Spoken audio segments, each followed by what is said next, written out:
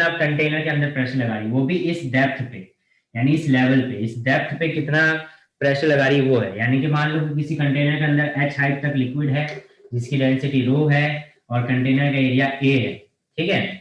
तो आपने क्या करा कि उसका वेट निकाला, वेट इज इक्वल टू होता है मास इनटू में g.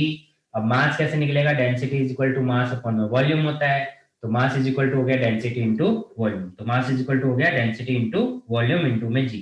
Density is equal to rho है, volume is equal to area into h है, जी इनटू में जी है, तो क्या आ गया रो ए एच जी। अब ये वेट आया। प्रेशर इज इक्वल टू क्या होता है, थ्रस्ट अपॉन में एरिया, तो थ्रस्ट किसके बराबर होगा, वेट के, तो वेट अपॉन में एरिया, और वेट किसके बराबर आया, रो ए एच जी, और अपॉन में एरिया, एरिया से एरिया कैंसिल आया तो क्या आया, रो एच जी, यानी कि वेट जो हुआ वो किसके बराबर हो गया, रो एच जी के बराबर हो गया। क्लियर है? Yes sir. नोट कर लो जल्दी से।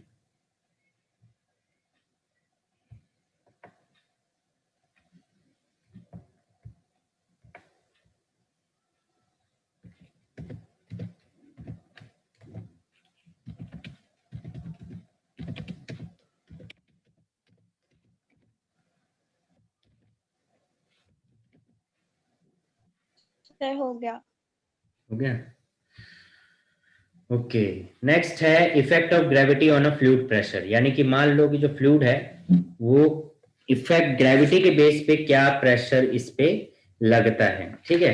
तो मान लो कि ग्रेविटी होगा, तो हमने पास्कल लॉ का पढ़ा कि अगर अलग अलग अगर ग्रेविटी को इंक्लूड करेंगे तो डिफरेंट लेवल पे डिफरेंट प्रेशर अप्लाई होगा, ये हमने देखा था, है ना। Yes sir. डिफरेंट लेवल पे डिफरेंट प्रेशर होगा। अब क्या होगा कि आप क्या कह सकते हो कि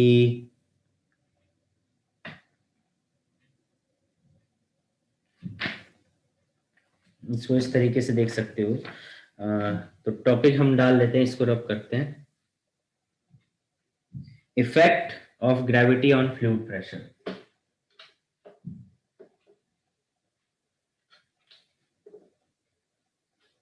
effect of gravity of fluid pressure,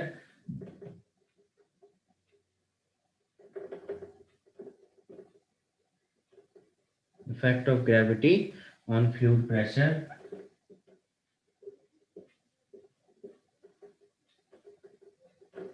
ठीक है, तो फ्लूइड प्रेशर की बात करें तो फ्लूइड प्रेशर अगर हम देखें तो अगेन यहाँ पे कंटेनर है जिसके अंदर फ्लूइड है, और हमने एक इमेजिन कर लिया कि एक सिलेंड्रिकल शेप की कोई इमेजिनरी सरफेस है, ये हमने इमेजिन कर लिया है, ठीक है, जिसकी हाइट क्या है, हाइट है h, इस पे लिक्विड की वजह से फोर्स लग रहा है F1 और इसकी वजह से फोर्स लग रहा है F2, और इसका खुद का वेट होगा जो डाउनवर्ड डायरेक्शन होगा W। क्लियर है इतनी बात?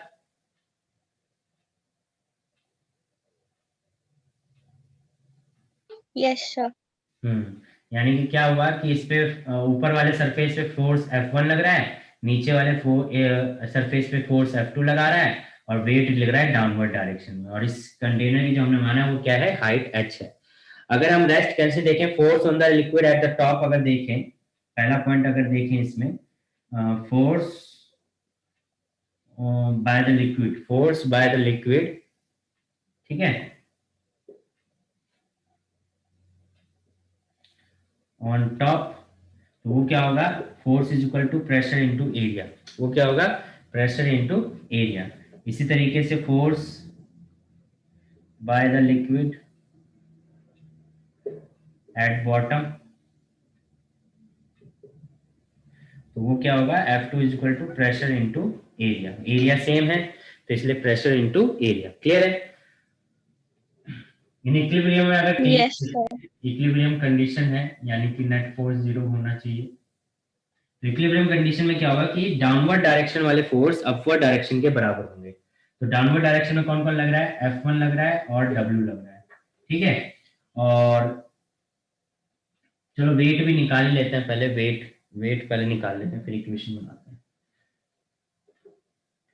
तो वेट इज इक्वल टू क्या होगा, वेट यहाँ लिख देते हैं, वेट इज इक्वल टू क्या होगा, वेट इज इक्वल टू होगा W is equal to mass into में g, mass is equal to क्या होगा, डेंसिटी इनटू में वॉल्यूम, यानी कि area into h into g, ठीक है। तो ये आ जाएगा रो ए एच जी, जैसे अभी निकाला था। क्लियर है ये बात? यस। तो फोर्स अब इन इक्विलिब्रियम कंडीशन देखें, इन इक्विलिब्रियम।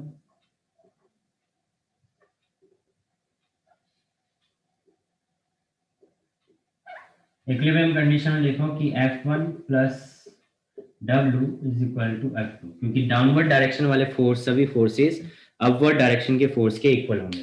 तो F1 भी डाउनवर्ड डायरेक्शन में, W भी डाउनवर्ड डायरेक्शन में, F2 अपवर्ड डायरेक्शन में।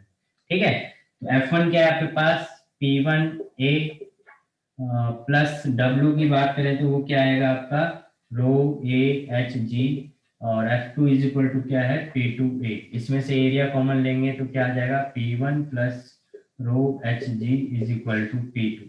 तो P2 इज इक्वल टू क्या आ गया, P1 प्लस रो एच जी।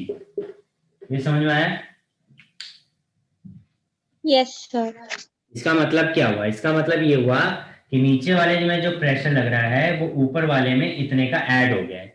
मतलब कि मान लो कि इस पॉइंट पे प्रेशर कुछ लग रहा है P1, अब आप नीचे हाइट h पे गए, h हाइट पे गए, तो किसी भी h हाइट की लिक्विड के लिए इतने लिक्विड का प्रेशर कितना होगा, अभी हमने निकाला था h रो जी, ये क्या बन गया, एक तरीके का लिक्विड कॉलम बन गया। Yes sir. अब लिक्विड कॉलम की वजह से अभी प्रेशर हमने क्या पढ़ा था, that is H rho ji.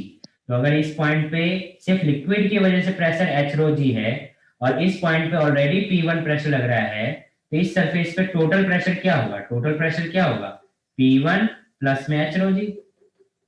H. यही कहोगे ना?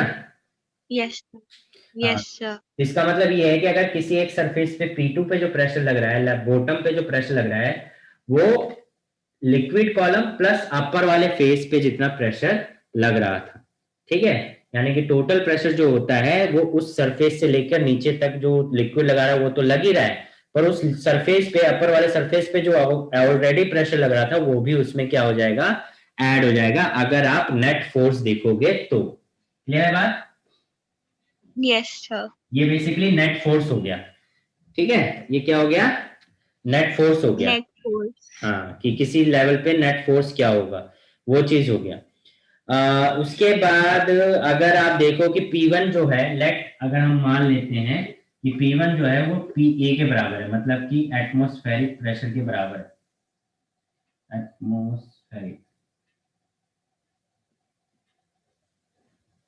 एटमॉस्फेरिक प्रेशर के इक्वल हो गया। तो यानी कि फॉर्मूला क्या बन जाएगा, P is equal to P A plus H rho g. Let's say कि ये कंटेनर है, ये लिक्विड इसमें h हाइट तक है, तो अगर ये ओपन कंटेनर है तो इसके ऊपर एटमॉस्फेयर का भी प्रेशर लग रहा होगा, है ना। अगर ये ओपन कंटेनर है तो एटमॉस्फेयर जो है वो भी इसके ऊपर प्रेशर लगा रही होगी, और इसके ऊपर प्रेशर लगाएगी, और प्लस ये जितना हाई लिक्विड है उसका भी प्रेशर होगा। तो इस पॉइंट पे जो टोटल प्रेशर होगा वो पी क्या आएगा, एटमॉस्फेरिक प्रेशर प्लस लिक्विड की वजह से जो प्रेशर है उन दोनों का सम।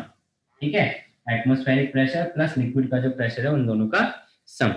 क्लियर है? तो इस तरीके से आपका क्या आ जाएगा, टोटल प्रेशर आ जाएगा। ये जब है, जब आपका एटमॉस्फेरिक प्रेशर हो, P1 is equal to atmospheric हो जाएगा। Clear? Yes sir. Sir P2 तब होगा जब वो क्लोज्ड होगा कंटेनर। हाँ, P2 क्लोज कंटेनर की बात हो रही है, कि मतलब इसी को कंटेन करके ये कर दिया है एटमॉस्फेरिक। हाँ, तो P2 एक तरीके से क्लोज कंटेनर के लिए कह सकते हो। Okay sir. क्लोज कंटेनर के लिए कह सकते हो। ओपन कंटेनर में क्या होगा कि जो P1 है वो एटमॉस्फेरिक प्रेशर के इक्वल हो जाएगा, तो ऐसे में फिर आपका total pressure P is equal to P A plus H rho G हो जाएगा। ठीक है, ओके। Yes sir. नोट कर लो इसे।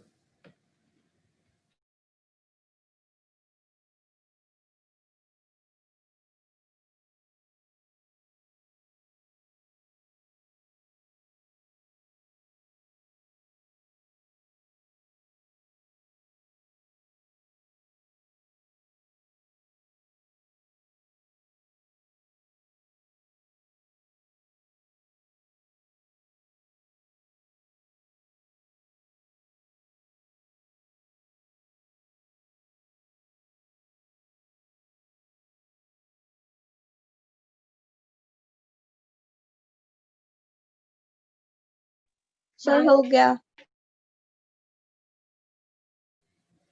ओके, नेक्स्ट है हाइड्रोस्टैटिक पैराडॉक्स। हाइड्रोस्टैटिक पैराडॉक्स, अभी तक आपने देख लिया कि किस तरीके से कंटेनर में प्रेशर लगता है, टोटल प्रेशर किस तरीके से लगता है, ये चीज आपने देख ली।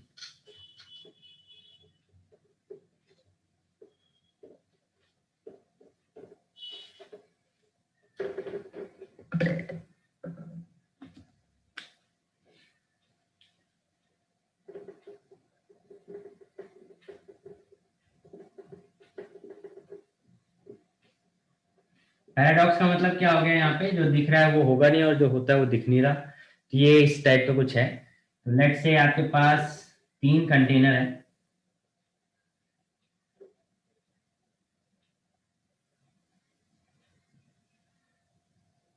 ठीक है, तीनों में सेम लेवल तक लिक्विड को रखा है और सेम डेंसिटी है, ठीक है, तीनों में सेम लेवल तक लिक्विड को रखा गया है और सेम टाइप का लिक्विड है यानी सेम डेंसिटी है।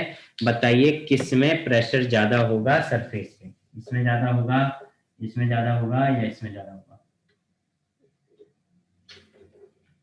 हाइट सेम है, हाइट सेम है, डेंसिटी भी सेम है।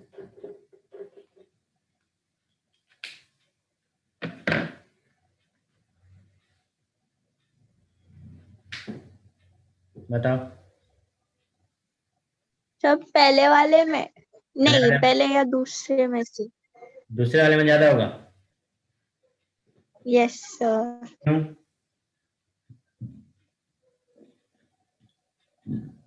सर उसका ऊपर वाला सरफेस ज्यादा है। अच्छा, उससे क्या होगा? उससे नेट फोर्स में ज्यादा ऐड हो जाएगा। लिक्विड कॉलम है, अच्छा। लिक्विड कॉलम में चाहे कुछ भी हो, लिक्विड कॉलम की वजह से प्रेशर क्या लगता है, एच रो जी, ठीक है, लिक्विड कॉलम की वजह से प्रेशर क्या लगता है, एच रो जी।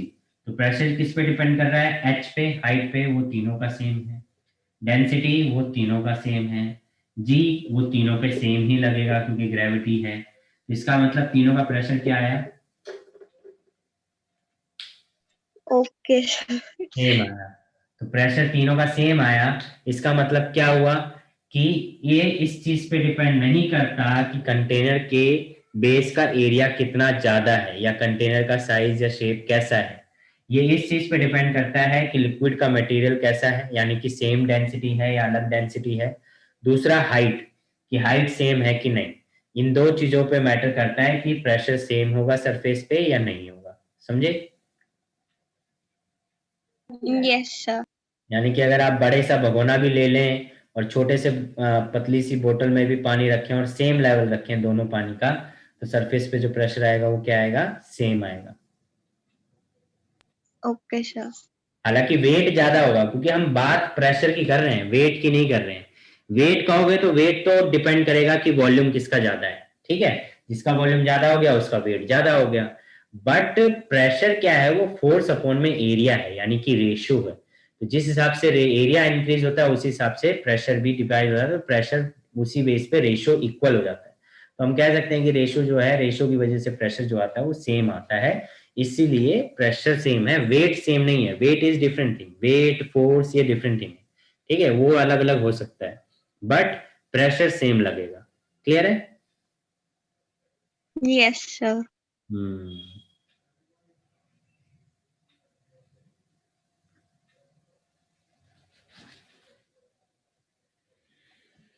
ओके।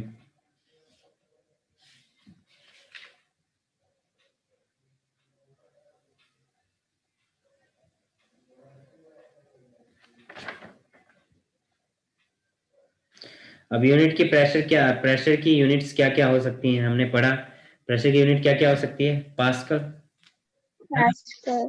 ऐसा यूनिट्स क्या क्या हो सकती हैं, पास्कल, पास्कल हो सकती है और न्यूटन पर मीटर स्क्वायर हो सकती है। सीजीएस यूनिट क्या हो सकती है, dyne centimetre inverse square, dyne centimetre inverse square, ठीक है, क्लियर है? एटमॉस्फेरिक प्रेशर का यस सर। पास्कल में वैल्यू क्या होता है, 1 atm, 1 atm यानी कि 1 atmospheric pressure is equal to क्या होता है 1.03013 इंटू 10⁵ पास्कल। कहीं कहीं पे अप्रोक्सीमेटली 10⁵ पास्कल भी ले लिया जाता है। ठीक है, यस सर। कहीं लिखा होगा 1 बार इज इक्वल टू क्या होता है 10⁵ pascal. 1 bar is equal to 10⁵ pascal. ठीक है, तो इस तरीके से आप इसको चेंज कर सकते हो। बहुत सारी यूनिट्स हो सकती हैं, एटीएम, टॉर। चलो कुछ क्वेश्चन करते हैं।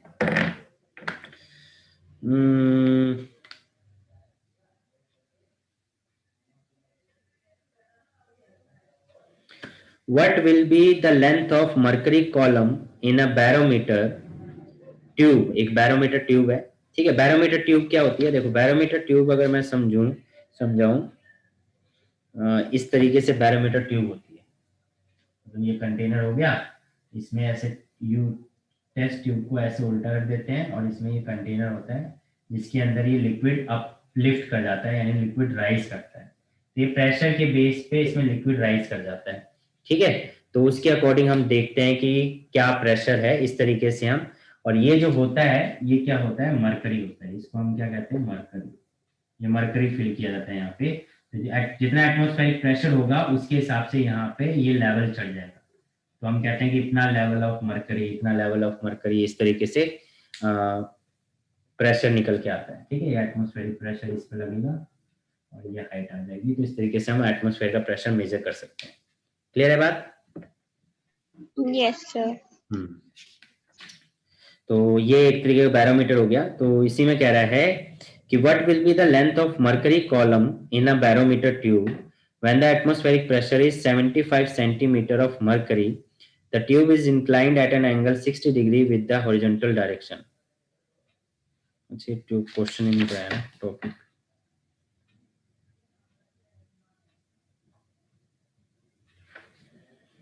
एक मिनट,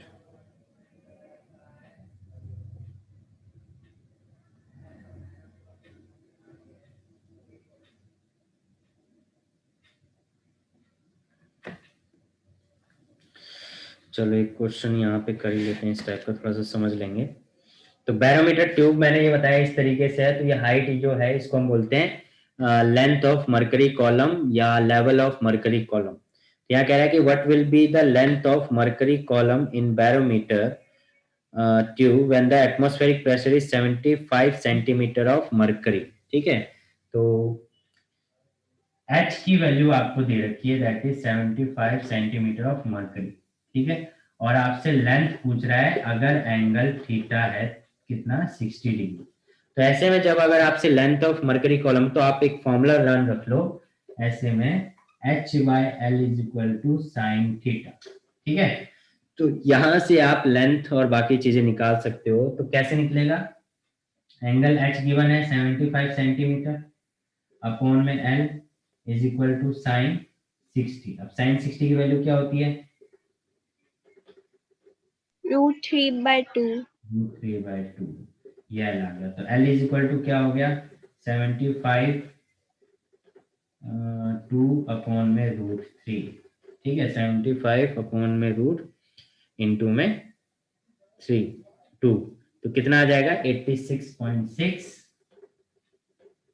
सेंटीमीटर। तो ये क्या आ गया answer, length of mercury column. Clear है बात? Yes sir. अगर ये सीधा खड़ी होती तो आप कहते हैं एंगल 90 है, एंगल 90 है। तो एंगल 90 के केस में क्या होगा, एंगल 90 के केस में आप कहोगे कि ये साइन 90 इज इक्वल टू 1, तो H is equal to L हो जाता है। यानी कि जो मरकरी कॉलम की लेंथ है वही हाइट हो जाती है प्रेशर की। तो H और L इक्वल हो जाता है। बट जब एंगल पे होता है तो H और L की वैल्यू अलग अलग हो जाती है। क्लियर है? Yes sir. उसके बाद देखो next question, what is the pressure on a swimmer 10 metre below the surface of lake. ठीक है, सरफेस ऑफ लेक की बात कर रहा है। तो पूछ रहा है कि अगर वो 10 मीटर बिलो है, नीचे है, अगर 10 मीटर नीचे है, तो 10 मीटर नीचे में क्या प्रेशर वो फील कर रहा होगा। तो अगर कितने मीटर नीचे है, 10 मीटर नीचे, यानी कि H की वैल्यू दे रखी है 10 मीटर, है ना, और हमें प्रेशर निकालना है। तो 10 मीटर पे प्रेशर क्या होगा, एटमॉस्फेरिक प्रेशर लग रहा होगा, क्योंकि किसमें है वो, स्विमर है, तो स्विमर है तो नीचे होगा, तो एटमॉस्फेरिक प्रेशर भी लगेगा। और एच रो जी, ये हमने फॉर्मूला पढ़ा है, क्लियर है। Yes sir.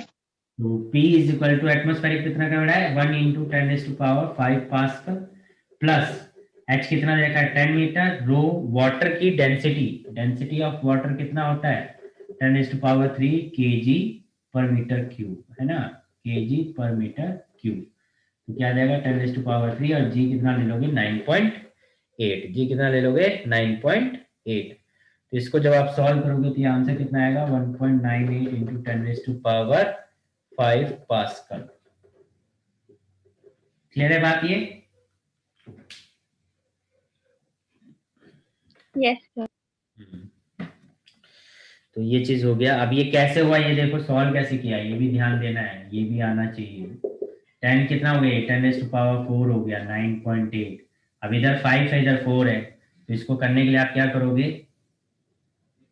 पहले इधर मतलब पावर जो होती है सेम बनानी होती है, तो पावर सेम बनाओगे तो क्या हो जाएगा, ये 1 इंटू 10⁵ है, ये 9.8 इंटू 10⁴ है। इसको 5 बनाने के लिए आप क्या करोगे, एक 10 इसमें से ले लोगे या दे दोगे, तो ये बन जाएगा 0.98 इंटू 10⁵। ये बात समझ में आई। सर अब 10⁵ सेम आ गया, इसको कॉमन ले लो, तो 1 प्लस 0.98 इंटू में 10⁵, तो आप लिख दोगे 1.98 इंटू में 10⁵ पास्कल। क्लियर है। यस।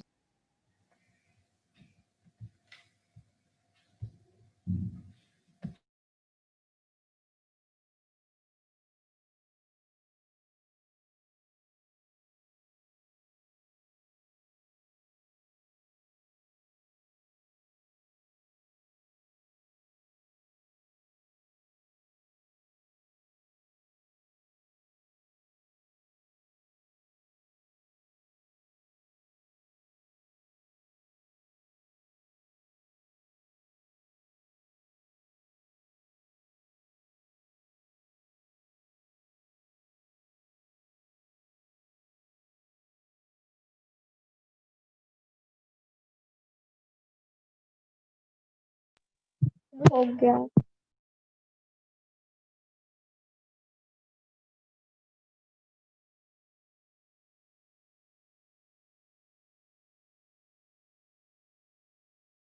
सर आप म्यूट पे हो।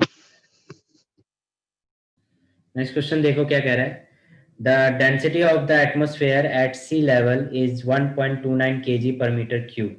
ठीक है, तो डेंसिटी दे रखी है आपको, डेंसिटी दे रखी है,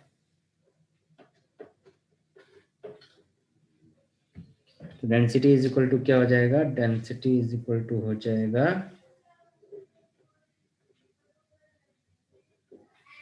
1.29 इन kg पर मीटर क्यूब। ये आपको डेंसिटी दे रखी है सी लेवल की, ठीक है, सी की।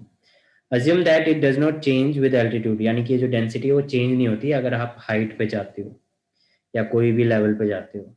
Then how high would the atmosphere extend, यानी कि कितना एटमोस्फेयर एक्सटेंड हो सकता है, take g is equal to ये, यानी कि एटमोस्फेरिक प्रेशर निकाल सकते हो कि अगर जी डेंसिटी की वैल्यू चेंज नहीं हो रही है तो एटमोस्फेरिक प्रेशर आपको, तो आपको हाइट निकालनी है बेसिकली, यानी कि एटमोस्फेरिक प्रेशर कितना एक्सटेंड किया जा सकता है।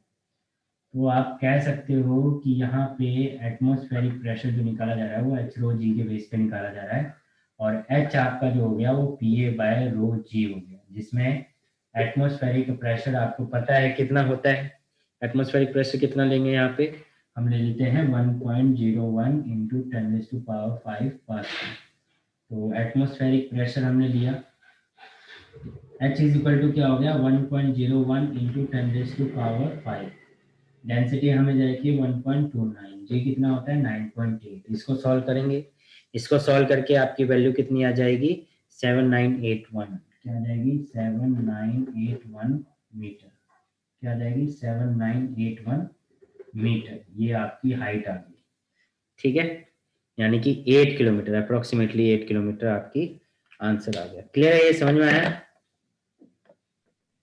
Yes sir. तो इसको नोट कर लें।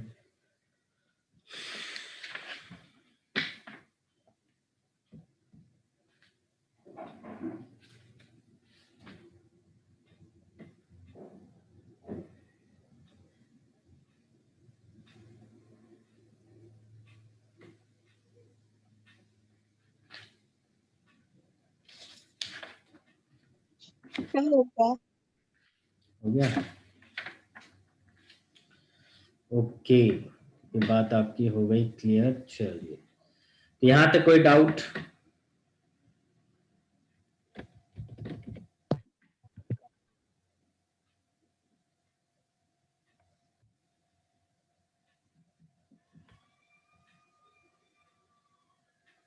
प्रगति, एनी डाउट्स? नहीं सर, क्लियर है अभी। तो नेक्स्ट टॉपिक है विस्कोसिटी। नेक्स्ट टॉपिक पे बात करते हैं विस्कोसिटी पे।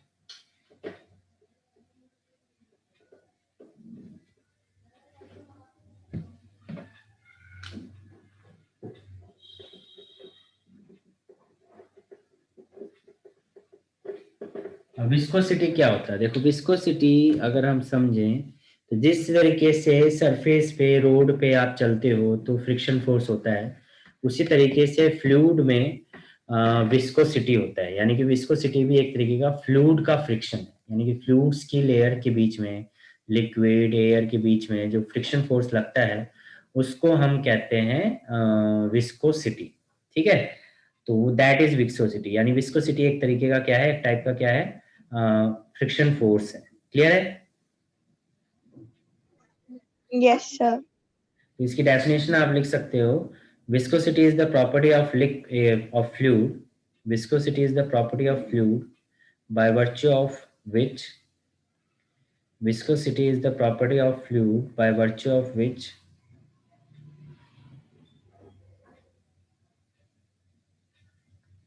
viscosity is the property of fluid by virtue of which an internal force of friction, viscosity is the property of fluid by virtue of which an internal force of friction comes into play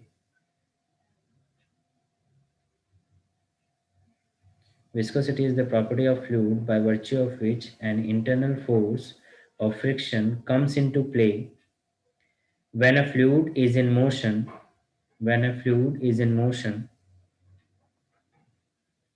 when a fluid is in motion, and which, when a fluid is in motion and which opposes the, and which opposes the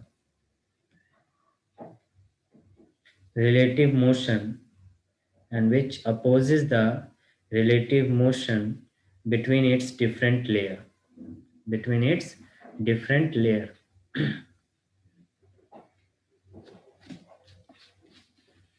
ठीक है।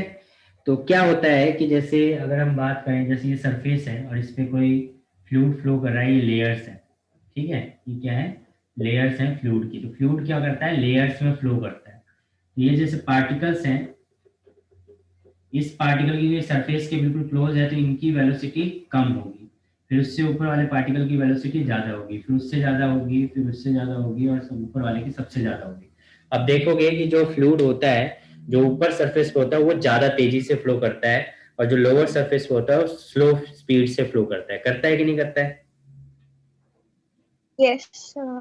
हाँ, तो ये क्यों होता है? Viscosity की वजह से, क्योंकि यहाँ पे फ्रिक्शन ज्यादा लग रहा है लेयर्स के बीच में, तो इसलिए वेलोसिटी क्या है, कम है, क्योंकि अपोजिंग फोर्स है, एक तरीके का अपोजिंग फोर्स इस पे अप्लाई हो रहा है, ठीक है। और ऊपर वाले पे अपोजिंग फोर्स थोड़ा कम लग रहा है, तो इसलिए वो ज्यादा स्पीड से फ्लो कर रहा है। तो इस तरीके से जो लेयर्स हैं, लेयर्स के बीच में जो अपोजिंग फोर्स है, वो फोर्स जो होता है उसकी वजह से उनकी स्पीड, रिलेटिव स्पीड कम होती है, तो उसको हम क्या कहते हैं, उस प्रॉपर्टी को हम क्या कहते हैं, विस्कोसिटी। तो विस्कोसिटी बेसिकली एक प्रॉपर्टी हो गया। अब जो फोर्स लग रहा है उसको क्या बोलते हैं, जो फोर्स अपोजिट डायरेक्शन में लग रहा है उसको क्या बोलते हैं, विस्कस ड्रैग। देखिए, the backward dragging force, the backward dragging force, the backward dragging force called viscous drag, called viscous drag, और हम कह सकते हैं विस्कस फोर्स, विस्कस ड्रैग और विस्कस फोर्स, ठीक है, विस्कस ड्रैग और viscous force.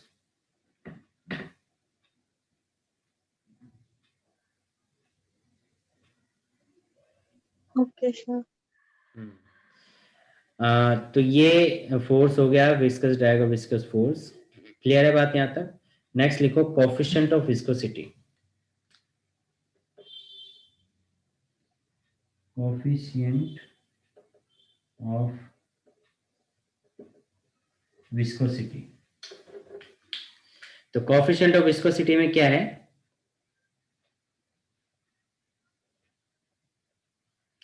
Coefficient of viscosity, तो यहाँ पे क्या है, हम दो लेयर्स मान लेते हैं,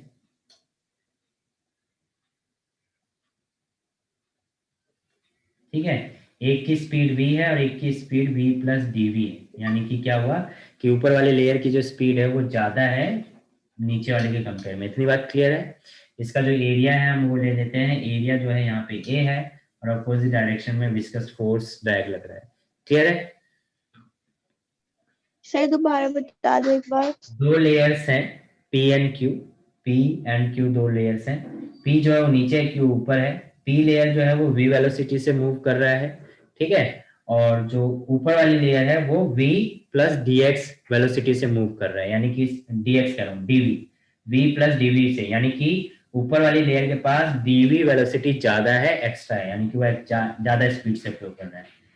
लेयर्स का जो एरिया है वो हमने a ले लिया है। a क्या है हमारा? एरिया, और अपोजिट डायरेक्शन में विस्कस ड्रैग फोर्स है, और इनकी जो मान लो कि सरफेस है, तो सरफेस से ये वाली जो लेयर है वो x डिस्टेंस पे और ये वाली जो है वो x प्लस dx डिस्टेंस पे है, ठीक है, इतनी बात क्लियर है? Yes sir. तो हम क्या कह सकते हैं कि according to Newton's force of viscosity, यानी न्यूटन्स का जो लॉ है, ठीक है, अकॉर्डिंग टू न्यूटन जो फोर्स ऑफ विस्कोसिटी है वो डिपेंड करता है किस किस चीजों पे डिपेंड करता है? वो डिपेंड करता है पहली चीज कि एरिया ऑफ क्रॉस सेक्शन पे डायरेक्टली डिपेंड करता है कि लेयर की एरिया क्या है, यानी कौन कितना एरिया लेयर्स का फ्लो कर रहा है। दूसरा डिपेंड करता है वेलोसिटी ग्रेडियंट पे, यानी कि dv बाई dx, इसको हम क्या बोलते हैं? Velocity gradient. अब ग्रेडियंट क्या होता है? देखो ग्रेडियंट है बेसिकली वेलोसिटी, जो ग्रेडियंट है, वेलोसिटी ग्रेडियंट को हम कह सकते हैं कि जब किसी टर्म को लेंथ से डिवाइड कर दो तो वो ग्रेडियंट बन जाता है। जैसे यहाँ वेलोसिटी को लेंथ से यानी x से डिवाइड कर दिया है, तो ये वेलोसिटी ग्रेडियंट हो गया, यानी कि dv by dx that is velocity gradient. ऐसे किसी भी चीज को अगर आप लेंथ से डिवाइड कर दोगे तो वो क्या है? ग्रेडियंट कहलाया जाएगा। जैसे पोटेंशियल को लेंथ से डिवाइड कर दो तो पोटेंशियल ग्रेडियंट, मास को लेंथ से डिवाइड कर दो तो मास ग्रेडियंट। क्लियर है? Yes sir. तो ये वेलोसिटी ग्रेडियंट पे डिपेंड करता है। कंबाइन करेंगे, ऑन कंबाइनिंग, ये सेकंड पॉइंट हो गया, on combining, on combining, combine करने में प्रोपोर्शनल है a dv बाय dx।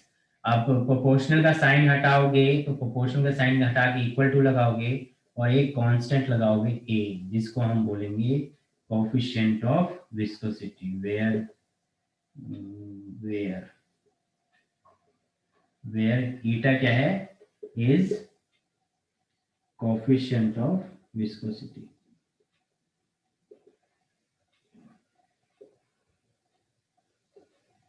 ठीक है, तो ये एक फोर्स निकल गया विस्कस ड्रैग फोर्स, जहां पे F क्या है? विस्कस ड्रैग फोर्स है, ईटा आपका कोफिशिएंट ऑफ विस्कोसिटी हो गया, A जो है वो एरिया ऑफ लेयर हो गया, dv बाई dx हो गया, ठीक है, yes sir. According to Newton. ठीक है, तो आप इसको इस तरीके से लिख सकते हो। क्लियर बात? समझ में आ गई बात? Yes sir. इसको नोट कर लीजिए।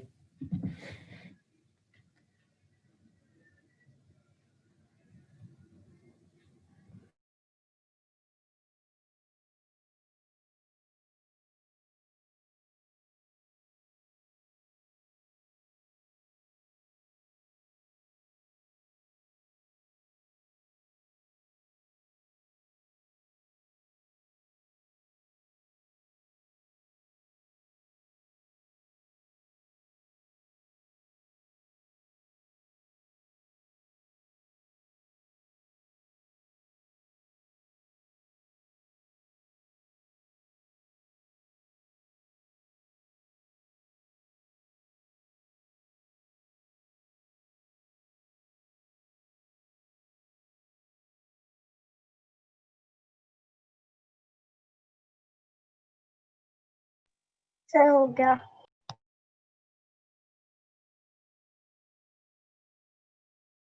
ओके, तो अब कोएफिशिएंट ऑफ विस्कोसिटी को भी डिफाइन करना आ जाता है। तो यहाँ से अगर देखो कि अगर हम कहें कि जो एरिया है वो 1 हो जाए, यानी कि लेयर्स का जो एरिया है वो 1 हो जाए, ठीक है। यहाँ पे देखो, if area is equal to 1 हो जाए and dv by dx is equal to क्या हो जाए, 1 हो जाए, तो हम कह सकते हैं f इज इक्वल टू क्या आ सकता है, ईटा, यानी कि जो कोएफिशिएंट ऑफ विस्कोसिटी है वो ड्रैगिंग फोर्स के इक्वल हो जाएगा। Yes sir. तो इसी तरीके से कोएफिशिएंट ऑफ विस्कोसिटी की डेफिनेशन आ सकती है। तो इतना लिख के if a is equal to 1 dv by dx is equal to 1, तो f is equal to eta हो जाएगा और इसकी डिफाइन कर देंगे। तो लिखिए numerically, coefficient of viscosity of a liquid may be defined as coefficient of viscosity of a liquid may be defined as coefficient of viscosity of a liquid may be defined as the tangential viscous force, the tangential viscous force, the tangential viscous force required to maintain required to maintain required to maintain a unit velocity gradient, a unit velocity gradient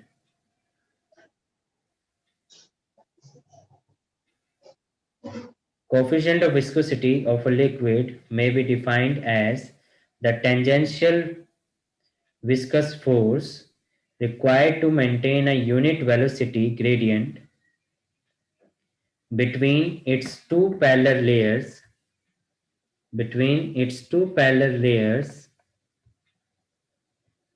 between its two parallel layers each of unit area, each of unit area, ठीक है। और नीचे ये लिख लेना या ऊपर आपने लिख लिया होगा।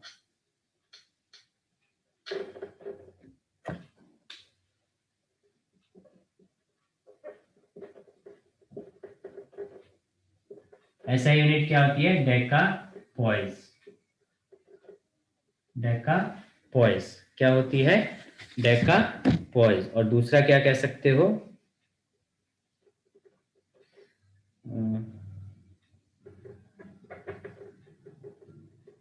ठीक है, पॉइजली। क्या लिख सकते हो, पॉइजली। सीजीएस यूनिट क्या हो सकती है, सीजीएस यूनिट हो जाएगी पॉइज, सिंपल पॉइज, ठीक है। सिंपल पॉइज आप लिख सकते हो। क्लियर है? Yes sir. और 1 deca poise is equal to कितने पॉइज हो जाएंगे, 10 poise. 1 deca poise is equal to कितना पॉइज हो जाएगा, 10 पॉइज, ठीक है। Yes sir.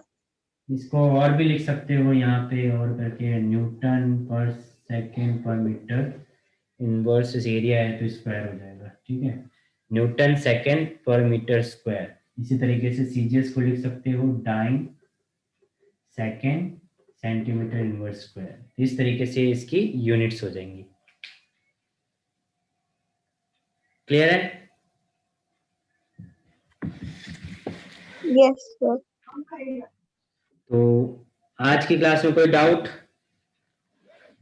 नहीं सर, समझ में आया? क्लियर है। समझ में आया? Yes sir. फर्स्ट टर्म हो गए आपके? Yes sir. आप कंटेनर के अंदर प्रेशर लगा रही, वो भी इस डेप्थ पे, यानी इस लेवल पे, इस डेप्थ पे कितना प्रेशर लगा रही वो है। यानी कि मान लो कि किसी कंटेनर के अंदर h हाइट तक लिक्विड है जिसकी डेंसिटी रो है और कंटेनर का एरिया a है, ठीक है। तो आपने क्या करा कि उसका वेट निकाला, वेट इज इक्वल टू होता है मास इनटू में g। अब मास कैसे निकलेगा, density is equal to mass upon में वॉल्यूम होता है, तो मास इज इक्वल टू हो गया डेंसिटी इनटू वॉल्यूम, तो मास इज इक्वल टू हो गया डेंसिटी इनटू वॉल्यूम इनटू में g।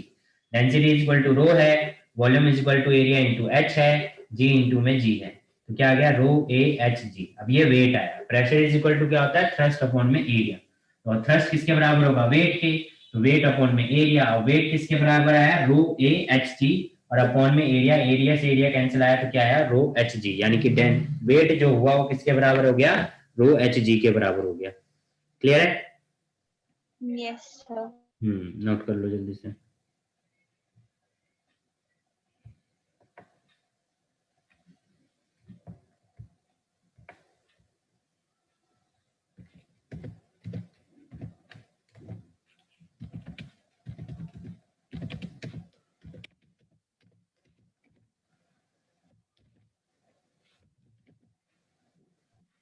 सर हो गया। हो गया। ओके, नेक्स्ट है effect of gravity on a fluid pressure, यानी कि मान लो कि जो फ्लूइड है वो इफेक्ट ग्रेविटी के बेस पे क्या प्रेशर इस पे लगता है। ठीक है, तो मान लो कि ग्रेविटी होगा तो हमने पास्कल लॉ का पढ़ा कि अगर अलग अलग अगर ग्रेविटी को इंक्लूड करेंगे तो डिफरेंट लेवल पे डिफरेंट प्रेशर अप्लाई होगा, ये हमने देखा था, है ना? Yes sir. डिफरेंट लेवल पे डिफरेंट प्रेशर होगा। अब क्या होगा कि आप क्या कह सकते हो कि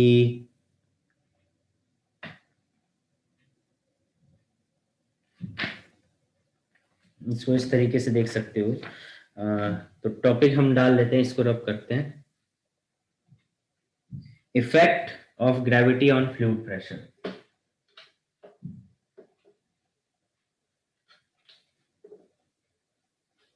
effect of gravity of fluid pressure,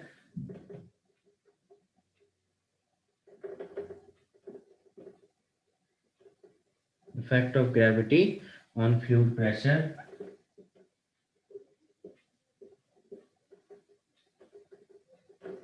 ठीक है, तो फ्लूइड प्रेशर की बात करें तो फ्लूइड प्रेशर अगर हम देखें तो अगेन यहाँ पे कंटेनर है जिसके अंदर फ्लूइड है, और हमने एक इमेजिन कर लिया कि एक सिलेंड्रिकल शेप की कोई इमेजिनरी सरफेस है, ये हमने इमेजिन कर लिया है। ठीक है, जिसकी हाइट क्या है, हाइट है h, इस पे लिक्विड की वजह से फोर्स लग रहा है F1 और इसकी वजह से फोर्स लग रहा है F2, और इसका खुद का वेट होगा जो डाउनवर्ड डायरेक्शन होगा W। क्लियर है इतनी बात?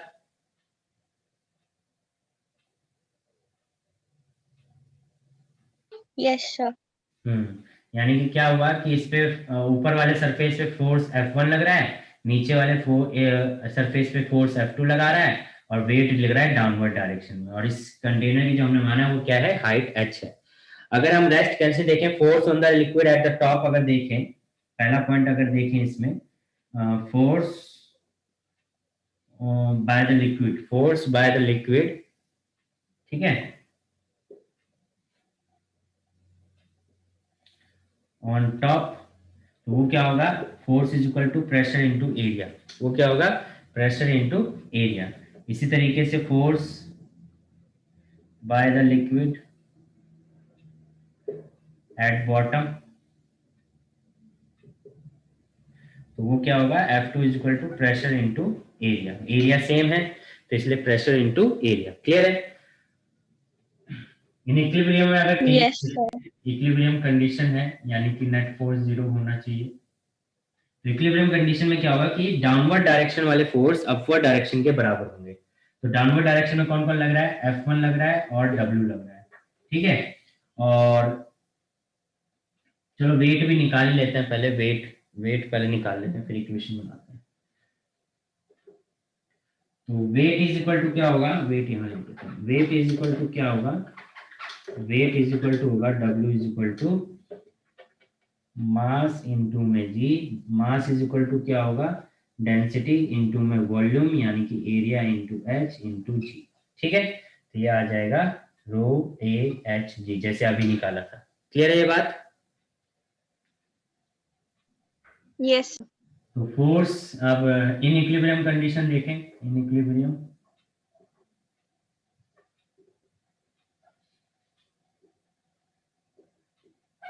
इक्विलिब्रियम कंडीशन में देखो कि F1 plus W is equal to F2, क्योंकि डाउनवर्ड डायरेक्शन वाले फोर्स सभी फोर्सेस अपवर्ड डायरेक्शन के फोर्स के इक्वल होंगे।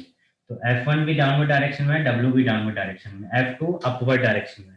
ठीक है, तो F1 क्या है आपके पास, P1A प्लस डब्ल्यू की बात करें तो वो क्या आएगा आपका रो ए एच जी, और F2 इज इक्वल टू क्या है P2A। इसमें से एरिया कॉमन लेंगे तो क्या आ जाएगा P1 plus rho h g is equal to P2।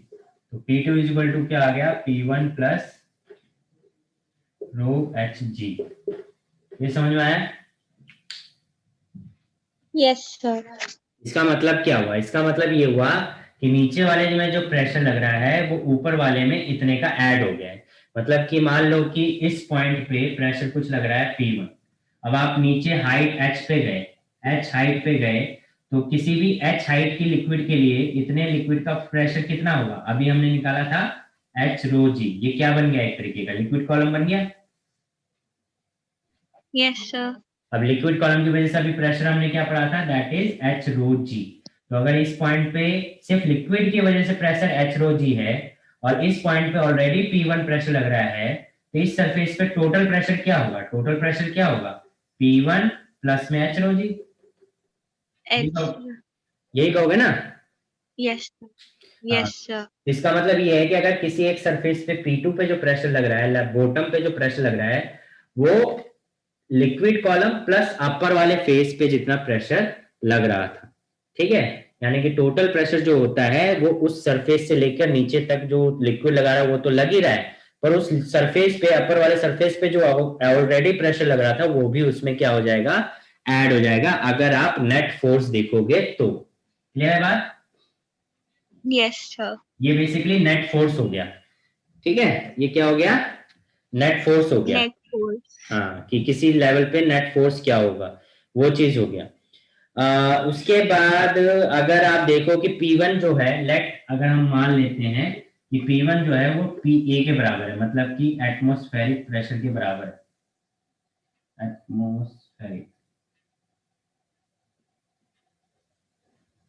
Atmospheric pressure के इक्वल हो गया। तो यानी कि फॉर्मूला क्या बन जाएगा? P is equal to P A plus H rho g. Let say कि ये कंटेनर है, ये लिक्विड इसमें h हाइट तक है, तो अगर ये ओपन कंटेनर है तो इसके ऊपर एटमॉस्फेयर का भी प्रेशर लग रहा होगा, है ना? अगर ये ओपन कंटेनर है तो एटमॉस्फेयर जो है वो भी इसके ऊपर प्रेशर लगा रही होगी, और इसके ऊपर प्रेशर लगाएगी, और प्लस ये जितना हाई लिक्विड है उसका भी प्रेशर होगा। तो इस पॉइंट पे जो टोटल प्रेशर होगा वो पी क्या आएगा? एटमॉस्फेरिक प्रेशर प्लस लिक्विड की वजह से जो प्रेशर है उन दोनों का सम, ठीक है? एटमॉस्फेरिक प्रेशर प्लस लिक्विड का जो प्रेशर है उन दोनों का सम। क्लियर है? तो इस तरीके से आपका क्या आ जाएगा? टोटल प्रेशर आ जाएगा। ये जब है जब आपका एटमॉस्फेरिक प्रेशर हो, P1 is equal to atmospheric हो जाएगा। Clear? Yes sir. Sir P2 तब होगा जब वो क्लोज्ड होगा कंटेनर। हाँ, P2 क्लोज कंटेनर की बात हो रही है, कि मतलब इसी को कंटेन करके ये कर दिया है एटमॉस्फेरिक। हाँ, तो P2 एक तरीके से क्लोज कंटेनर के लिए कह सकते हो। Okay sir. क्लोज कंटेनर के लिए कह सकते हो। ओपन कंटेनर में क्या होगा कि जो P1 है वो एटमॉस्फेरिक प्रेशर के इक्वल हो जाएगा, तो ऐसे में फिर आपका total pressure P is equal to P A plus H rho G हो जाएगा, ठीक है? ओके। Yes sir. नोट कर लो इसे।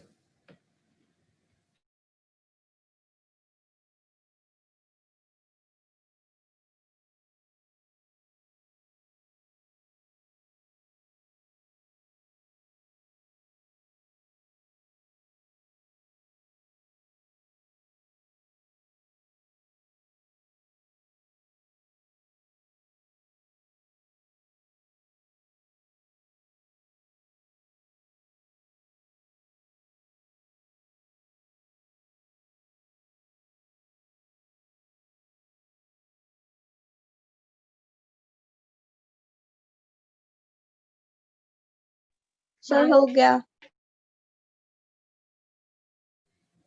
ओके, नेक्स्ट है हाइड्रोस्टैटिक पैराडॉक्स। हाइड्रोस्टैटिक पैराडॉक्स, अभी तक आपने देख लिया कि किस तरीके से कंटेनर में प्रेशर लगता है, टोटल प्रेशर किस तरीके से लगता है, ये चीज आपने देख ली।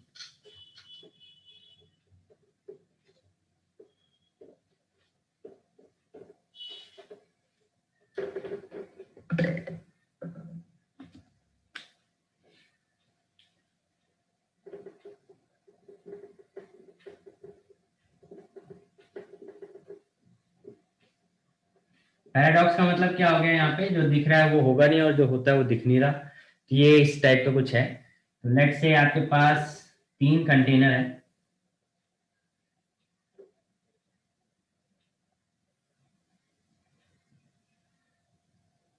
ठीक है, तीनों में सेम लेवल तक लिक्विड को रखा है और सेम डेंसिटी है, ठीक है, तीनों में सेम लेवल तक लिक्विड को रखा गया है और सेम टाइप का लिक्विड है यानी सेम डेंसिटी है। बताइए किस में प्रेशर ज्यादा होगा सरफेस पे, इसमें ज्यादा होगा, इसमें ज्यादा होगा या इसमें ज्यादा होगा? हाइट सेम है, हाइट सेम है, डेंसिटी भी सेम है।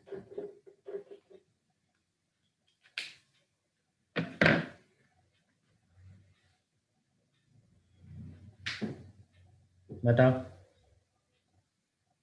सब पहले वाले में नहीं, पहले पहले या दूसरे में से। दूसरे वाले में ज्यादा होगा। Yes sir. क्यों?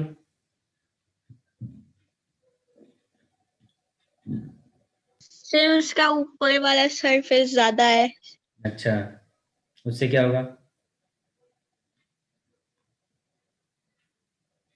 उससे नेट फोर्स में ज्यादा ऐड हो जाएगा।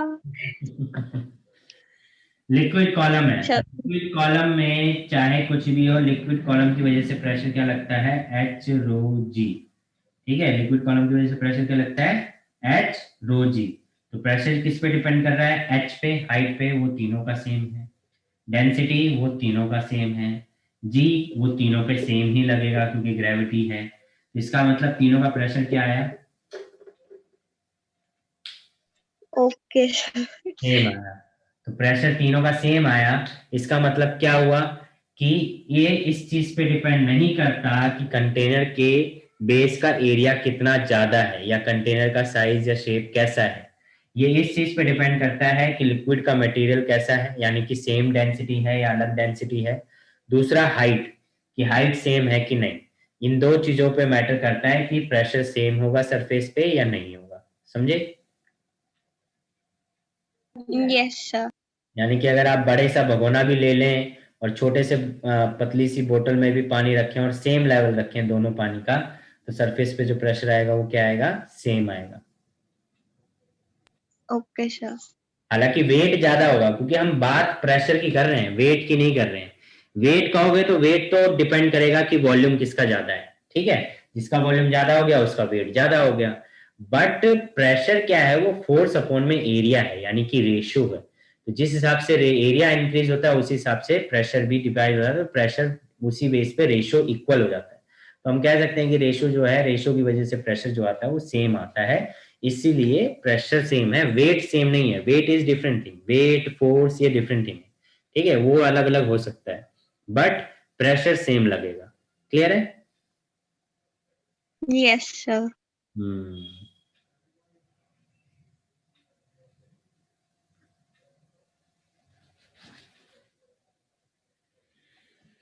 Okay.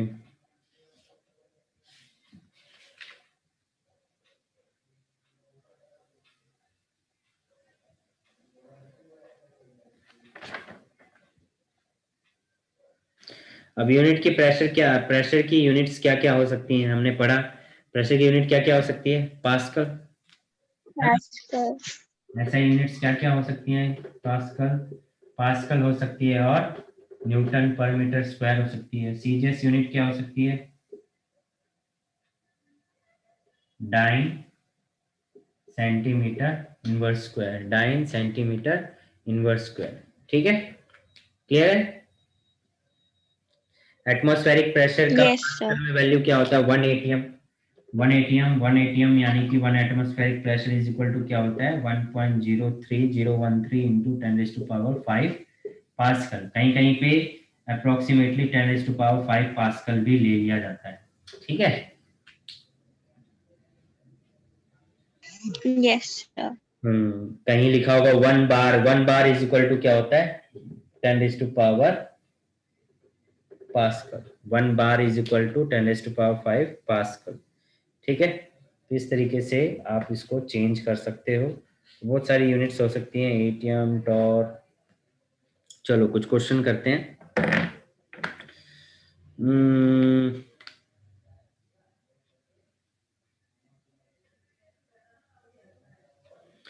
What will be the length of mercury column in a barometer tube? एक बैरोमीटर ट्यूब है, ठीक है। बैरोमीटर ट्यूब क्या होती है? देखो बैरोमीटर ट्यूब अगर मैं समझाऊं इस तरीके से बैरोमीटर ट्यूब होती है। तो ये कंटेनर हो गया, इसमें ऐसे यू टेस्ट ट्यूब को ऐसे उल्टा कर देते हैं और इसमें ये कंटेनर होता है जिसके अंदर ये लिक्विड अपलिफ्ट कर जाता है, यानी लिक्विड राइज करता है। तो ये प्रेशर के बेस पे इसमें लिक्विड राइज कर जाता है, ठीक है। तो उसके अकॉर्डिंग हम देखते हैं कि क्या प्रेशर है, इस तरीके से हम। और ये जो होता है ये क्या होता है? मरकरी होता है। इसको हम क्या कहते हैं? मरकरी। ये मरकरी फिल किया जाता है यहाँ पे। तो जितना एटमॉस्फेरिक प्रेशर होगा उसके हिसाब से यहाँ पे ये लेवल चढ़ जाएगा। तो हम कहते हैं कि इतना लेवल ऑफ मरकरी, इतना लेवल ऑफ मरकरी, इस तरीके से प्रेशर निकल के आता है, ठीक है। ये एटमॉस्फेरिक प्रेशर इस पे लगेगा और ये हाइट आ जाएगी। तो इस तरीके से हम एटमॉस्फेयर का प्रेशर मेजर कर सकते हैं। क्लियर है बात? Yes sir. तो ये एक तरीके का बैरोमीटर हो गया। तो इसी में कह रहा है कि what will be the length of mercury column in a barometer tube when the atmospheric pressure is 75 centimetre of mercury, the tube is inclined at an angle 60 degree with the horizontal direction. अच्छा, जो question ही नहीं रहा है topic.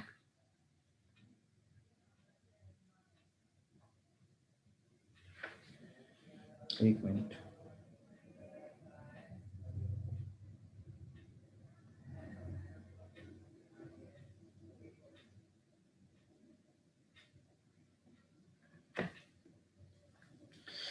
चलो एक question यहाँ पे कर ही लेते हैं, इस टाइप का थोड़ा सा समझ लेंगे।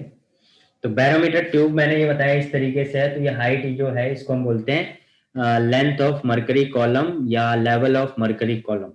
यहाँ कह रहा है कि what will be the length of mercury column in barometer tube when the atmospheric pressure is 75 centimetre of mercury, ठीक है।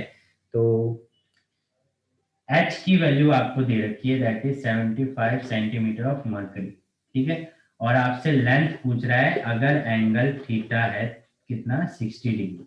तो ऐसे में जब अगर आपसे लेंथ ऑफ मर्करी कॉलम, तो आप एक फॉर्मूला रन रख लो ऐसे में, H/L is equal to sine theta, ठीक है। तो यहां से आप लेंथ और बाकी चीजें निकाल सकते हो। तो कैसे निकलेगा? एंगल H गिवन है 75 सेंटीमीटर, अपॉन में L is equal to sine 60। अब साइन 60 की वैल्यू क्या होती है? √3/2। √3/2 ये L आ गया। तो L इज इक्वल टू क्या हो गया? 75 2 अपॉन में √3, ठीक है। 75 अपॉन में रूट इंटू में 3 2, तो कितना आ जाएगा? 86.6 सेंटीमीटर। तो ये क्या आ गया answer? Length of mercury column. Clear है बात? Yes sir. अगर ये सीधा खड़ी होती तो आप कहते हैं एंगल 90 है, एंगल 90 है। तो एंगल 90 के केस में क्या होगा? एंगल 90 के केस में आप कहोगे कि ये साइन 90 इज इक्वल टू 1, तो H is equal to L हो जाता है। यानी कि जो मर्करी कॉलम की लेंथ है वही हाइट हो जाती है प्रेशर की। तो H और L इक्वल हो जाता है। बट जब एंगल पे होता है तो H और L की वैल्यू अलग अलग हो जाती है। क्लियर है? Yes sir. उसके बाद देखो next question, what is the pressure on a swimmer 10 metre below the surface of lake, ठीक है। सरफेस ऑफ लेक की बात कर रहा है। तो पूछ रहा है कि अगर वो 10 मीटर बिलो है, नीचे है, अगर 10 मीटर नीचे है, तो 10 मीटर नीचे में क्या प्रेशर वो फील कर रहा होगा। तो अगर कितने मीटर नीचे है? 10 मीटर नीचे, यानी कि H की वैल्यू दे रखी है 10 मीटर, है ना। और हमें प्रेशर निकालना है। तो 10 मीटर पे प्रेशर क्या होगा? एटमॉस्फेरिक प्रेशर लग रहा होगा, क्योंकि किसमें है वो? स्विमर है। तो स्विमर है तो नीचे होगा, तो एटमॉस्फेरिक प्रेशर भी लगेगा। और H/ρg ये हमने फॉर्मूला पढ़ा है। क्लियर है? Yes sir. तो P is equal to atmospheric कितना का बड़ा है? 1 × 10⁵ पास्कल प्लस H कितना देखा है? 10 मीटर। रो वाटर की डेंसिटी, डेंसिटी ऑफ वाटर कितना होता है? 10⁻³ kg पर मीटर क्यूब, है ना। kg per metre cube. तो क्या आ जाएगा? 10⁻³ और g कितना ले लोगे? 9.8 जी कितना ले लोगे 9.8। तो इसको जब आप सॉल्व करोगे तो ये आंसर कितना आएगा 1.98 इंटू 10⁵ पास्कल। क्लियर है बात ये? Yes sir. तो ये चीज हो गया। अब ये कैसे हुआ ये देखो, सॉल्व कैसे किया ये भी ध्यान देना है, ये भी आना चाहिए। 10 कितना हो गया 10⁴ हो गया 9.8। अब इधर 5 है इधर 4 है, तो इसको करने के लिए आप क्या करोगे, पहले इधर मतलब पावर जो होती है सेम बनानी होती है। तो पावर सेम बनाओगे तो क्या हो जाएगा, ये 1 इंटू 10⁵ है, ये 9.8 इंटू 10⁴ है। इसको 5 बनाने के लिए आप क्या करोगे, एक 10 इसमें से ले लोगे या दे दोगे तो ये बन जाएगा 0.98 इंटू 10⁵। ये बात समझ में आई?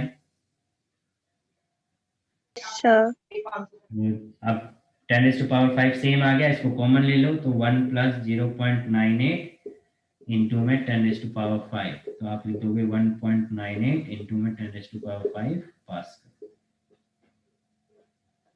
क्लियर है? यस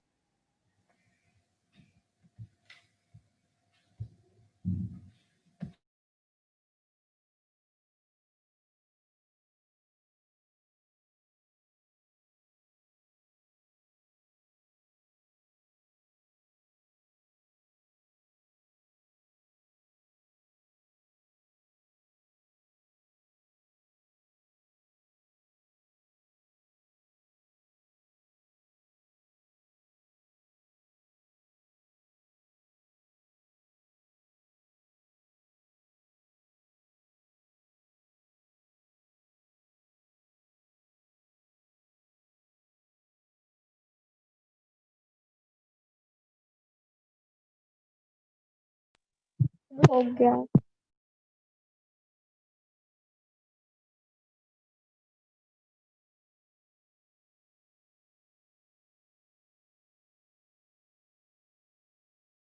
सर आप म्यूट पे हो। नेक्स्ट क्वेश्चन देखो क्या कह रहा है, the density of the atmosphere at sea level is 1.29 kg per metre cube.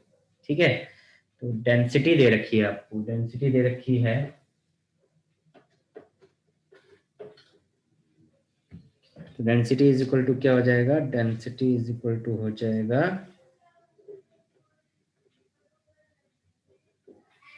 1.29 in kg per metre cube. ये आपको डेंसिटी दे रखी है सी लेवल की, ठीक है, सी की। Assume that it does not change with altitude, यानी कि जो डेंसिटी है वो चेंज नहीं होती अगर आप हाइट पे जाते हो या कोई भी लेवल पे जाते हो। Then how high would the atmosphere extend, यानी कि कितना एटमोस्फेयर एक्सटेंड हो सकता है। Take g is equal to ये, यानी कि एटमोस्फेरिक प्रेशर निकाल सकते हो कि अगर जी डेंसिटी की वैल्यू चेंज नहीं हो रही है तो एटमोस्फेरिक प्रेशर आपको, तो आपको हाइट निकालनी है बेसिकली, यानी कि एटमोस्फेरिक प्रेशर कितना एक्सटेंड किया जा सकता है। तो आप कह सकते हो कि यहाँ पे एटमॉस्फेरिक प्रेशर जो निकाला जा रहा है वो एच रो जी के बेस पे निकाला जा रहा है, और एच आपका जो हो गया वो P A bye row G हो गया, जिसमें एटमॉस्फेरिक प्रेशर आपको पता है कितना होता है। एटमॉस्फेरिक प्रेशर कितना लेंगे यहाँ पे, हम ले लेते हैं 1.01 इंटू 10⁵ पास्कल। तो एटमॉस्फेरिक प्रेशर हमने लिया, एच इज इक्वल टू क्या हो गया 1.01 इंटू 10⁵। डेंसिटी हमें जाएगी 1.29, जी कितना होता है 9.8। इसको सॉल्व करेंगे, इसको सॉल्व करके आपकी वैल्यू कितनी आ जाएगी 7981। क्या आ जाएगी 7981 मीटर। क्या आ जाएगी 7981 मीटर, ये आपकी हाइट आ गई। ठीक है, यानी कि 8 किलोमीटर, अप्रोक्सीमेटली 8 किलोमीटर आपकी आंसर आ गया। क्लियर है, ये समझ में आया? Yes sir. तो इसको नोट कर लें।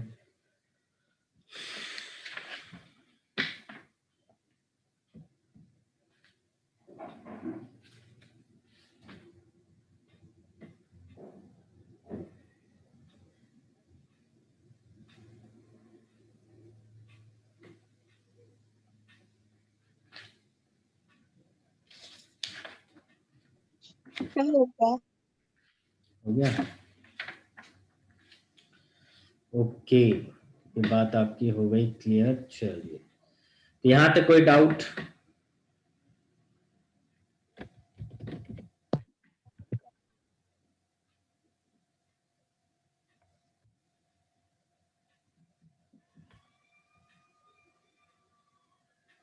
प्रकृति, एनी डाउट्स? नहीं सर, क्लियर है अभी। तो नेक्स्ट टॉपिक है विस्कोसिटी। नेक्स्ट टॉपिक पे बात करते हैं विस्कोसिटी पे।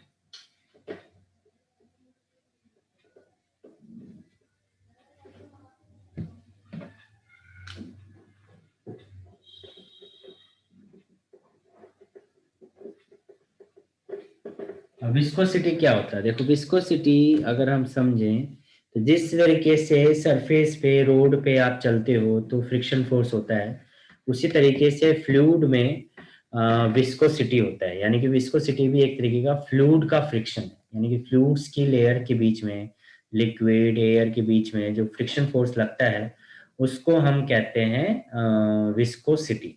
ठीक है, तो दैट इज विस्कोसिटी। यानी विस्कोसिटी एक तरीके का क्या है, एक टाइप का क्या है, फ्रिक्शन फोर्स है। क्लियर है?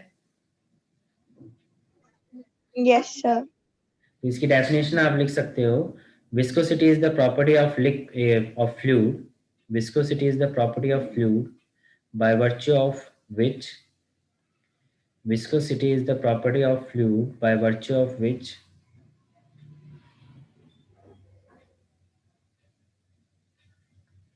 viscosity is the property of fluid by virtue of which an internal force of friction. Viscosity is the property of fluid by virtue of which an internal force of friction comes into play.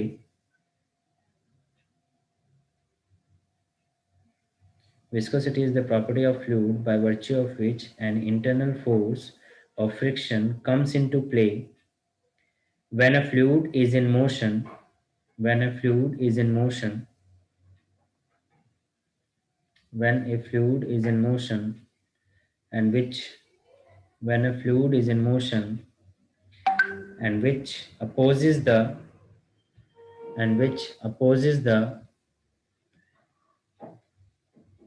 relative motion and which opposes the relative motion between its different layer, between its different layer.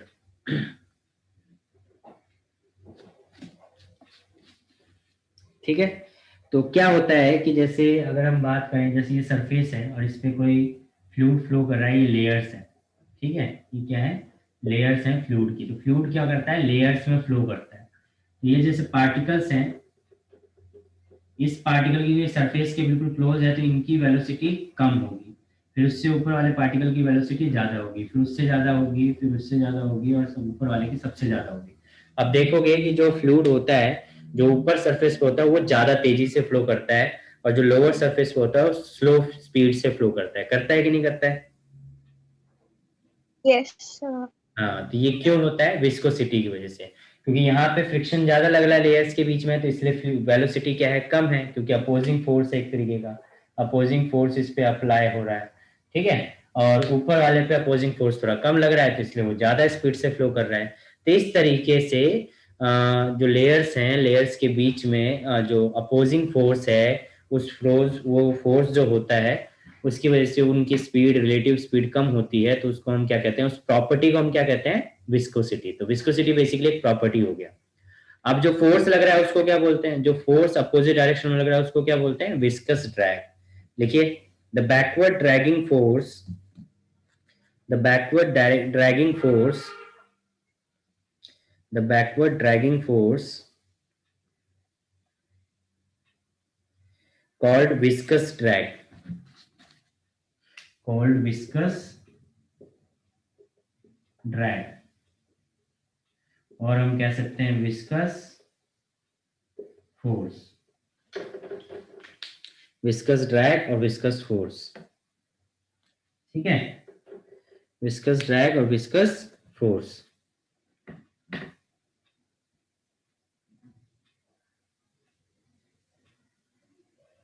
Okay sir.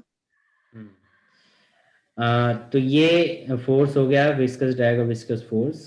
Clear है बात यहाँ तक? Next लिखो coefficient of viscosity. Coefficient of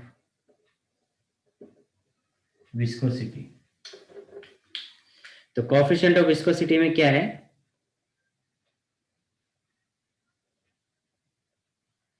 coefficient of viscosity, तो यहाँ पे क्या है, हम दो लेयर्स मान लेते हैं।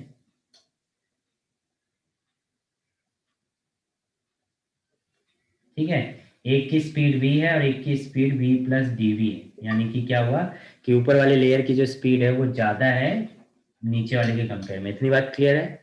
इसका जो एरिया है हम वो ले लेते हैं, एरिया जो है यहाँ पे a है और अपोजिट डायरेक्शन में विस्कस फोर्स ड्रैग लग रहा है। क्लियर है? सर दोबारा बता दो एक बार। दो लेयर्स हैं P and Q। P and Q दो लेयर्स हैं। P जो है वो नीचे है, Q ऊपर है। P लेयर जो है वो v वेलोसिटी से मूव कर रहा है, ठीक है, और जो ऊपर वाली लेयर है वो v प्लस dx वेलोसिटी से मूव कर रहा है, यानी कि dx कह रहा हूँ dv, v प्लस dv से, यानी कि ऊपर वाली लेयर के पास dv वेलोसिटी ज्यादा है, एक्स्ट्रा है, यानी कि वो ज्यादा स्पीड से फ्लो कर रहा है। लेयर्स का जो एरिया है वो हमने a ले लिया है। a क्या है हमारा? एरिया, और अपोजिट डायरेक्शन में विस्कस ड्रैग फोर्स है। और इनकी जो मान लो कि ये सरफेस है, तो सरफेस से ये वाली जो लेयर है वो x डिस्टेंस पे है और ये वाली जो है वो x प्लस dx डिस्टेंस पे है। ठीक है, इतनी बात क्लियर है? Yes sir. तो हम क्या कह सकते हैं कि according to Newton's force of viscosity, यानी न्यूटन्स का जो लॉ है, ठीक है, अकॉर्डिंग टू न्यूटन जो फोर्स ऑफ विस्कोसिटी है वो डिपेंड करता है किस किस चीजों पे डिपेंड करता है? वो डिपेंड करता है पहली चीज की एरिया ऑफ क्रॉस सेक्शन पे डायरेक्टली डिपेंड करता है कि लेयर की एरिया क्या है, यानी कौन कितना एरिया लेयर्स का फ्लो कर रहा है। दूसरा डिपेंड करता है वेलोसिटी ग्रेडियंट पे, यानी कि dv बाई dx, इसको हम क्या बोलते हैं? Velocity gradient. अब ग्रेडियंट क्या होता है?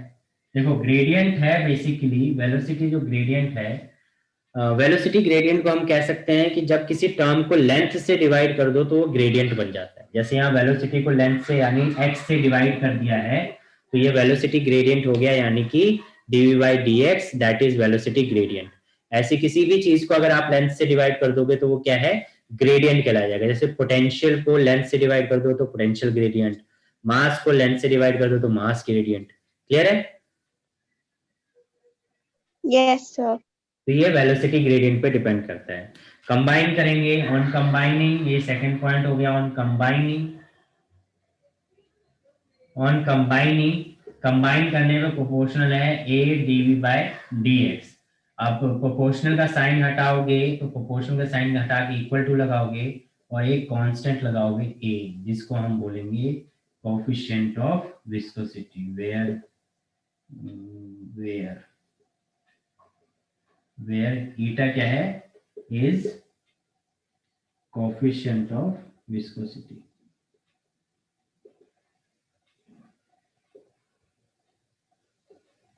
ठीक है, तो ये एक फोर्स निकल गया विस्कस ड्रैग फोर्स, जहां पे F क्या है? विस्कस ड्रैग फोर्स है। ईटा आपका कोफिशिएंट ऑफ विस्कोसिटी हो गया, A जो है वो एरिया ऑफ लेयर हो गया, dv बाई dx हो गया। ठीक है,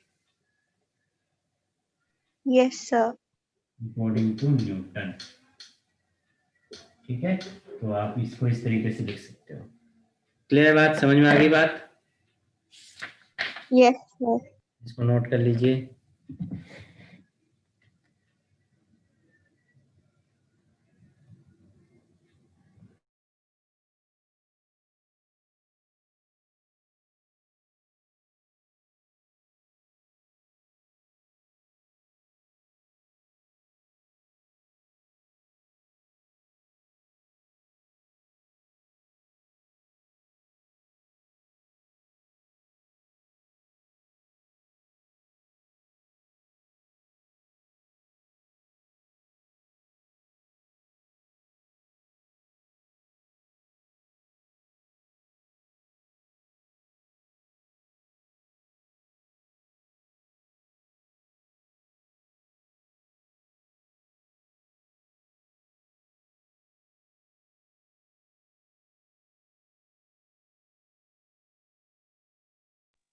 सर हो गया।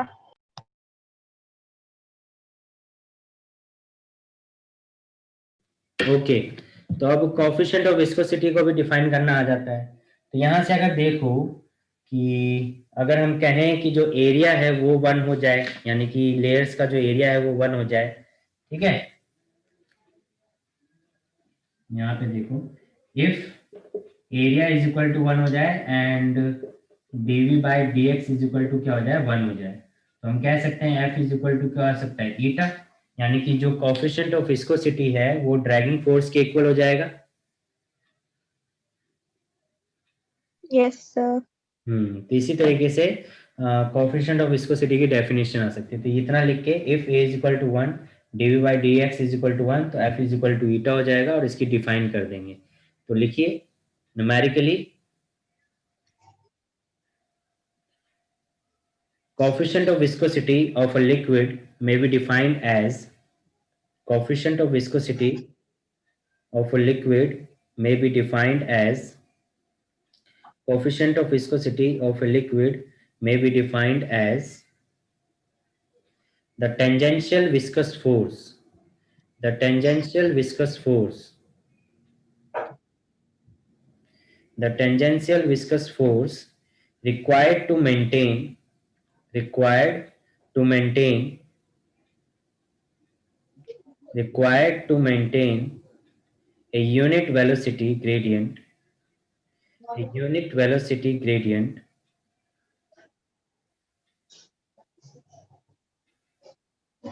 coefficient of viscosity of a liquid may be defined as the tangential viscous force required to maintain a unit velocity gradient between its two parallel layers between its two parallel layers between its two parallel layers each of unit area, each of unit area, ठीक है। और नीचे ये लिख लेना या ऊपर आपने लिख लिया होगा।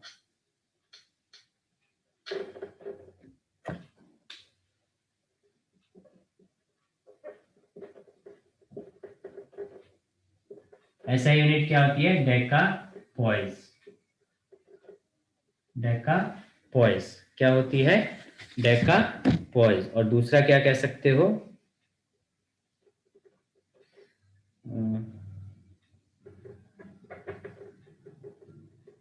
ठीक है, पॉइजली, क्या लिख सकते हो, पॉइजली।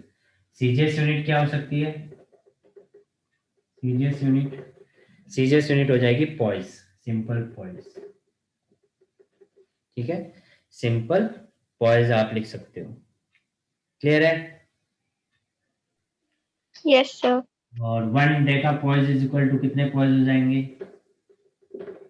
10 poise. 1 deca poise is equal to कितना पॉइस हो जाएगा, 10 पॉइस, ठीक है। Yes sir. इसको और भी लिख सकते हो यहाँ पे और करके, न्यूटन पर second per metre inverse area है तो स्क्वायर हो जाएगा, ठीक है, newton second per metre square. इसी तरीके से सीजीएस को लिख सकते हो dyne second centimetre inverse square. इस तरीके से इसकी यूनिट्स हो जाएंगी। क्लियर है? Yes sir. तो आज की क्लास में कोई डाउट? नहीं सर, समझ में आया? क्लियर है। समझ में आया? Yes sir. फर्स्ट टर्म हो गया आपके? Yes sir.